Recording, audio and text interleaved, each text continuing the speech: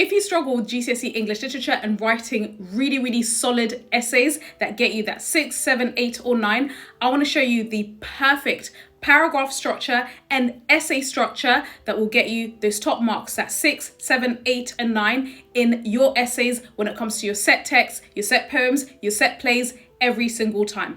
There is a structure, there is a formula to follow when it comes to doing really well in English literature that majority of students are not aware of. So I'm going to break that down, and I'll also show you how to apply this to a model answer. Now, one of the main reasons why a majority of students don't tend to do very well in English literature and they find themselves stuck at getting 3s, 4s and 5s in English literature when really they want to get that 6, that 7, that 8, that 9 is because when it comes to reading the set text and ultimately writing about these set texts, they literally take these texts as a story and they take it at face value.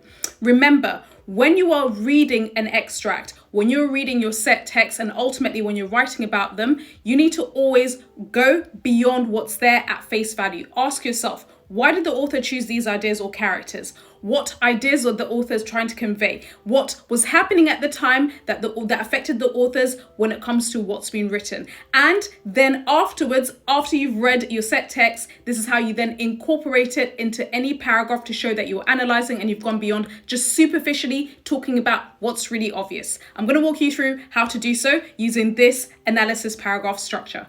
Now, when it comes to writing your perfect analysis paragraph, always begin step number 1 with your opening point, using and relating it back to the keywords of the question that you're given. Then step number 2 is quote from the text. Also, be really careful when it comes to quotations. Do not stuff your paragraphs with lots and lots of quotations. Have 1, maximum 2 quotes per paragraph. Now, step number 3, this is the most essential part of your paragraph. This determines to what degree you get that 6, 7, 8 or 9.